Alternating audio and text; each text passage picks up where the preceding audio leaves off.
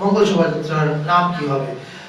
এটা তো শোভাযাত্রা। এখন আপনারা জানেন যে এটার নাম একসময় ছিল যশোরে যখন হয় তখন বর্ষবরণ শোভাযাত্রা, ঢাকা আসার পরে হলো বর্ষবরণ আনন্দ শোভাযাত্রা, এরপরে আবার এটাকে বানানো হলো মঙ্গল শোভাযাত্রা। তো এবার কি হবে এ বিষয়ে ঢাকা বিশ্ববিদ্যালয় তারা আলোচনা করছে, তারা সিদ্ধান্ত নিয়ে আগামীকাল জানাবে। আমরা যে এবার অল ইনক্লুসিভ একটা নতুন বছর উদযাপন করতে যাচ্ছি চৈত্র সংক্রান্তি সহ, এটা পেছনে অনেক দিনের ব্রেনস্টর্মিং কাজ করেছে এবং দাদার সঙ্গে অনেক রাতের পর রাত ঘন্টার পর ঘন্টা আমরা আলোচনা করেছি যে কি করে এটাকে আমরা আরো ইনক্লুসিভ করতে পারি। এবং আমরা খুব আনন্দিত যে সবাই সকল জাতিগোষ্ঠী এটাকে সাদরে গ্রহণ করেছে। আমি আমাদের সংস্কৃতি মন্ত্রণালয়ের সহযোগিতায় পরোক্ষ বা কিছুটা প্রত্যক্ষ সহযোগিতায় যে অনুষ্ঠানগুলো হচ্ছে অথবা কিছু সরাসরি বেসরকারি উদ্যোগ হচ্ছে কিন্তু ফ্ল্যাগশিপ প্রোগ্রাম আমাদের নতুন বছরে, সেগুলো বলবো। বলার আগে আমি একটু জাস্ট অল্প কিছুক্ষণের জন্য অল্প কথায় আমাদের কালচারাল পলিসির ফিলোসফিটা বলতে চাই যে কোন জায়গা থেকে কেন আমরা এই কাজগুলো করছি।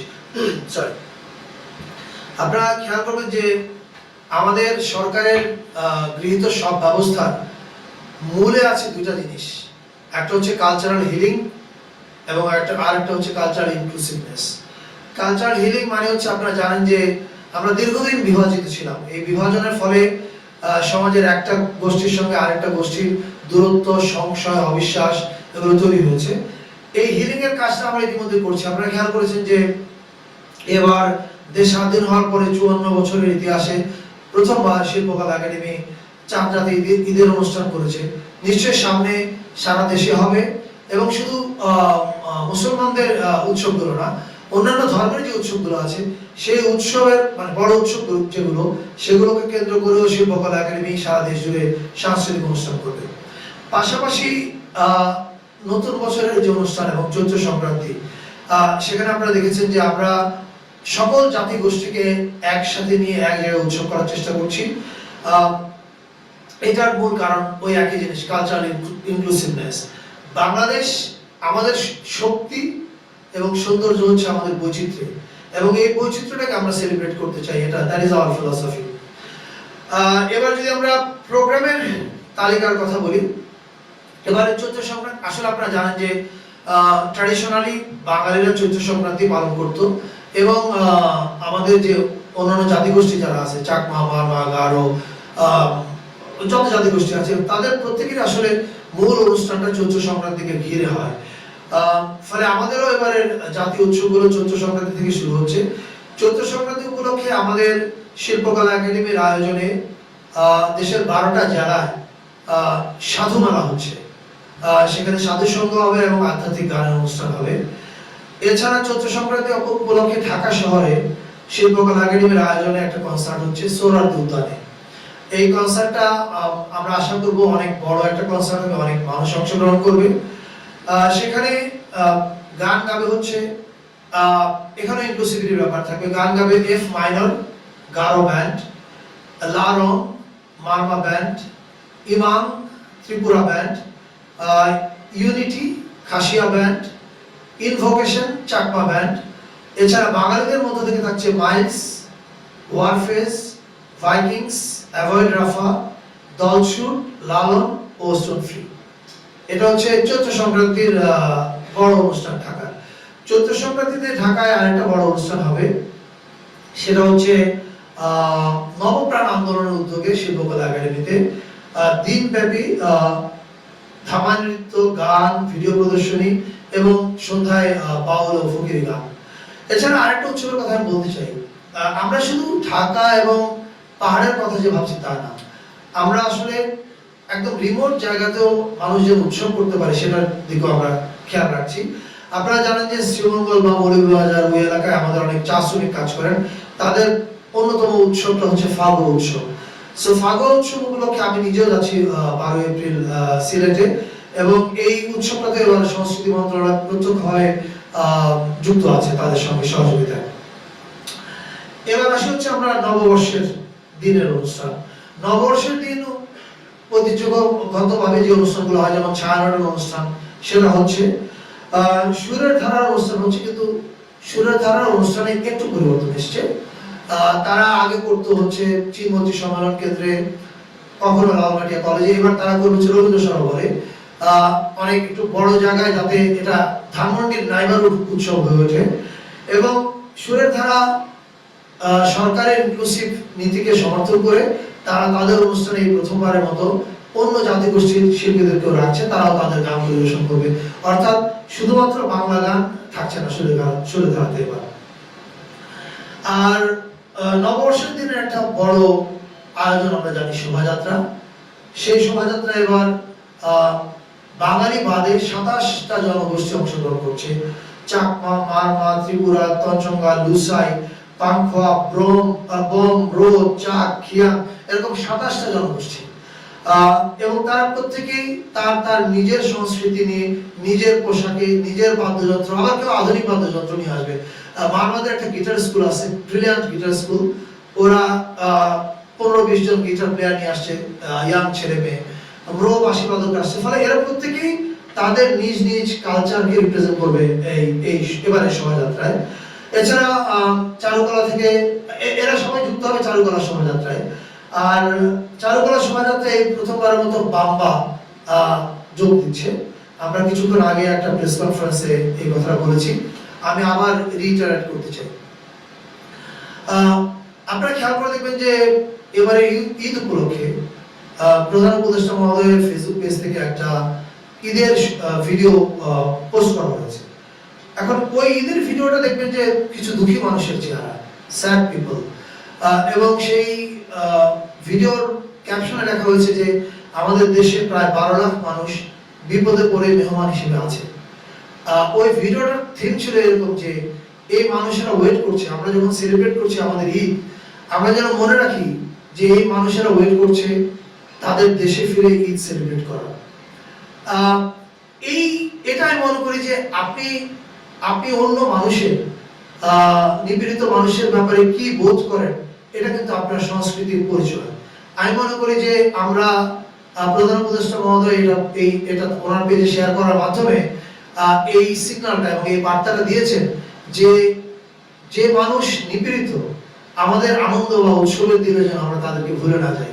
এবারে শোভাযাত্রা যেটা হবে আমাদের চারুকলা থেকে যেটা বেরোবে, সেখানে প্রথমবারের মতো বাম্বা যোগ দিচ্ছে। বাম্বা মানে আমরা জানি যে রক মিউজিশিয়ানরা, এবং তারা যোগ দিচ্ছে একটা কজকে তারা এবার হাইলাইট করতে চায়।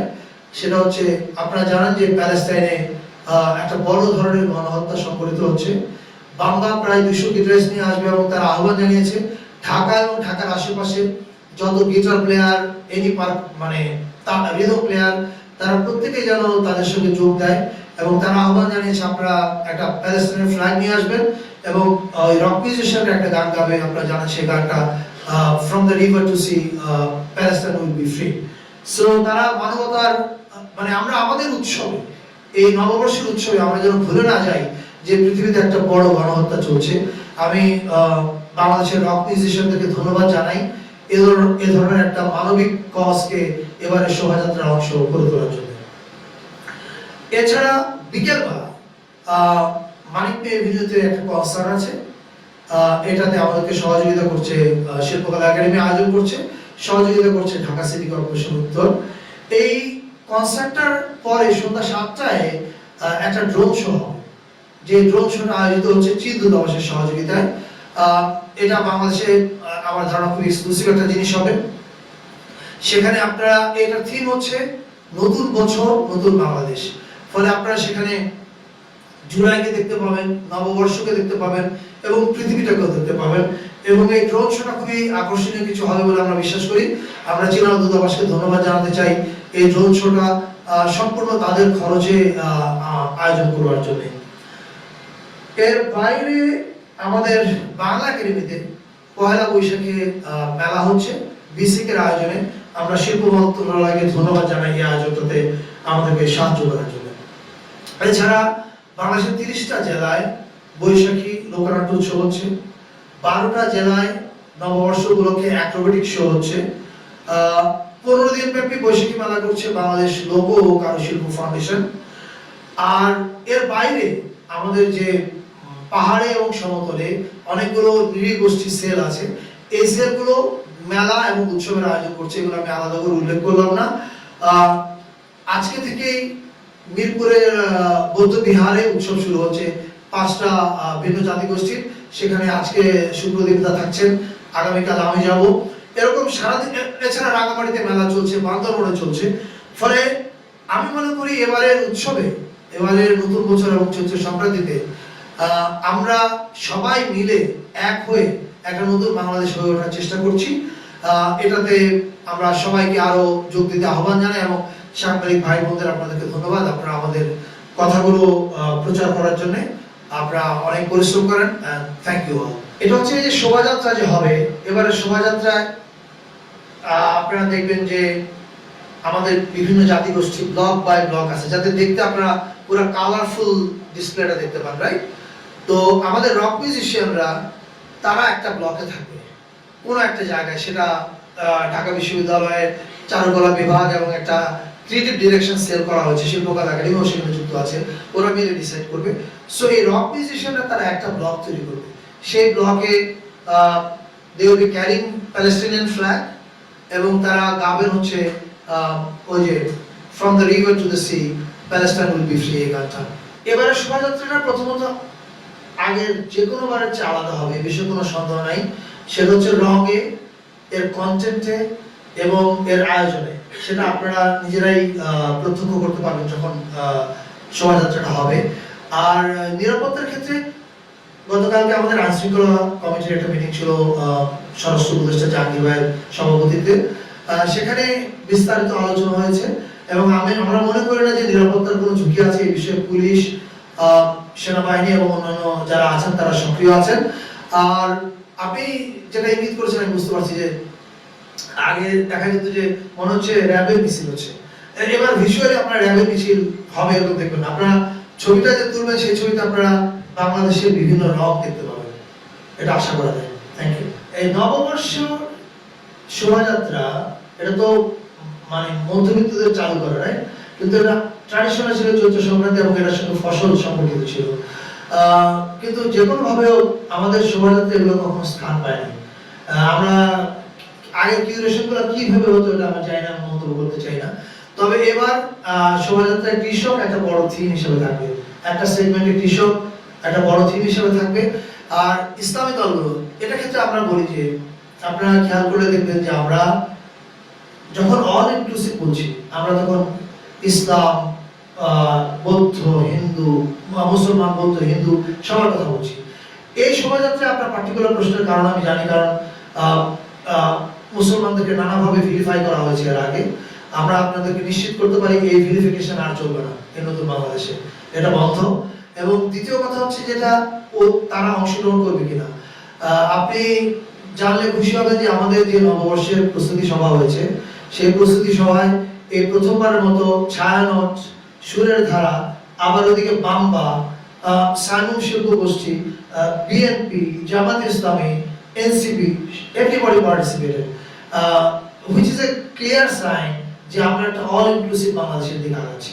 বাংলাদেশের যত জায়গা আছে, যেমন আমি নিজে ফাগুয়া উৎসবে যাচ্ছি শ্রীমঙ্গলে, গারোদের উৎসব হচ্ছে, যত জাতিগোষ্ঠী আছে সবাই স্থানীয়ভাবে তাদের উৎসব করছে। পাশাপাশি তারা ঢাকায় যে শোভাযাত্রা, কেন্দ্রীয় শোভাযাত্রাটা হচ্ছে, যেটা ঢাকা বিশ্ববিদ্যালয় চারুকলা থেকে বেরোয় সবসময়, ওই উৎসবে ওই শোভাযাত্রাতেও যোগ দিচ্ছে। আর আরেকটা কি প্রশ্ন করেছিলেন ভাই? উপজেলা, আমাদের যে একটা সিনেটে মিটিং হয়েছিল সেখানে এই কথাটা এসেছিল। আমরা স্পষ্ট বলেছি এবং ঢাকা বিশ্ববিদ্যালয় প্রত্যেকে বলেছেন যে এটা একটা বিরক্তিকর জিনিস, এটা মানে শোভাযাত্রার সৌন্দর্য সবভাবে হানি করে। আমরা এটা চাই না এবং আমি নিশ্চিত ঢাকা বিশ্ববিদ্যালয় আগামীকাল তাদের প্রেস কনফারেন্সে এটা পরিষ্কার করে বলবে। এবং এখানেও যারা শুনছেন তাদের প্রতি আহ্বান, প্লিজ এই বিরক্তিকর জিনিসটা নিয়ে আপনারা এসে এত সুন্দর শোভাযাত্রাটা আমরা নষ্ট না করি। এবারে শোভাযাত্রার দিকে সারা দুনিয়া তাকিয়ে আছে, আসুন আমরা একটা সুন্দর শোভাযাত্রা সবাইকে দেখাই। আর দাদা একটু ওই 3 পার্বত্য জেলায় কি আয়োজন হচ্ছে জানতে চাচ্ছি। 18 এবং 19 তারিখ, 18 তারিখ বান্দরবনে আমাদের যে বাংলাদেশের ট্রেডিশনাল যে পানি খেলা হয় সেটা হবে বান্দরবনে 18 তারিখ, 19 তারিখ হবে রাঙ্গামাটিতে, তারাই করবে। আর 12 তারিখ আপনারা চাইলেই পানসুরি যেতে পারেন, ওখানে হাজার হাজার লোকজন একসাথে ফুল বাসাবে। Yes. সাঞ্চুরিতে এটা হচ্ছে সাধারণত ওইটা খুব গর্জিয়াসলি হয়, আপনারা চাইলেই একটা ফটোশুট নিতে পারেন না। এছাড়া অন্যান্য জায়গায় হবে, রাঙামাটিতে বেশ ভালোভাবে হবে, বান্দরবানেও খুব ভালোভাবে হবে, খাগড়াছড়ি সদরে অনেক ভালোভাবে হবে। আপনারা ফুল বাসানোটা একটু দেখে আসেন, দুইটা স্ন্যাপ রেখে দেন, কাজ দেবে ভবিষ্যতের জন্য। Thank you. আমি আর একটু যুক্ত করে জানার সঙ্গে যে ফুল ভাষার কথা বললো 12 তারিখে, আজ কিছুক্ষণ পরে আমার সঙ্গে তথ্য সচিব মহোদয়ের মিটিং আছে। সেই মিটিংয়ে আমরা কোন কোন অনুষ্ঠানগুলো প্রচার করা যায় আমাদের কাছ থেকে ওনারা আমাদের পরামর্শটা শুনতে চাচ্ছে। তো সেখানের মধ্যে কিন্তু আমরা এই 12 তারিখে যে পাঁচজনীতে অনুষ্ঠান ইয়েটা হয় সেটা আমরা ইনক্লুড করতে বলবো, কারণ এটা খুবই এক্সক্লুসিভ অনুষ্ঠান। আর দাদা 18 তারিখে আপনাদেরকে যে অনুষ্ঠানে দাওয়াত দিয়েছেন ওই অনুষ্ঠানে সুপ্রদীপ দা নিজে থাকছেন, কিন্তু উনি ষড়যন্ত্র করে আমাকে 17 তারিখের অনুষ্ঠান দিয়েছেন, কিন্তু আমি হাল ছাড়ছি না, আমি 18 তারিখ থেকে যাবো ওই অনুষ্ঠানটা দেখার জন্য। আমাদের এই প্রস্তুতি পর্বে আলোচনায় সবাই যুক্ত ছিলেন, কিন্তু আসলে তো কেউ এখানে কোনো ব্যানার নিয়ে যোগ দেয় না। আপনারা যদি ট্র্যাডিশনালি দেখেন কোনো নির্দিষ্ট দলের ব্যানারে কেউ যোগ দেয় না, ফলে আমার মনে হয় না যে দলের ব্যানার নিয়ে কেউ যোগ দিবে। কিন্তু আমি নিশ্চিত এবারের উৎসব সবার অংশগ্রহণে হবে। আরেকটা প্রশ্ন কি ছিল, মঙ্গল শোভাযাত্রার নাম কি হবে? এটা তো শোভাযাত্রা। এখন আপনারা জানেন যে এটার নাম একসময় ছিল যশোরে যখন হয় তখন বর্ষবরণ শোভাযাত্রা, ঢাকা আসার পরে হলো বর্ষবরণ আনন্দ শোভাযাত্রা, এরপরে আবার এটাকে বানানো হলো মঙ্গল শোভাযাত্রা। তো এবার কি হবে এই বিষয়ে ঢাকা বিশ্ববিদ্যালয় তারা আলোচনা করছে, তারা সিদ্ধান্ত নিয়ে আগামীকাল জানাবে। আপনারা জানেন যে সাধারণত মন্ত্রণালয় বিভিন্ন জেলায় যে পরিমাণ অর্থ বরাদ্দ দেয় এবং উপজেলায় আমরা এবার সেটা দ্বিগুণ করেছি। আর আমরা বলেছি যে আপনারা আপনাদের স্থানীয় সংস্কৃতিকে তুলে ধরেন, এছাড়া আমাদের আর কোনো নির্দেশনা নাই। ওনারা কি গান গাইবে, কি কবিতা বলবে, সম্পূর্ণই ওই স্থানীয় জেলার ব্যাপার। Thank you.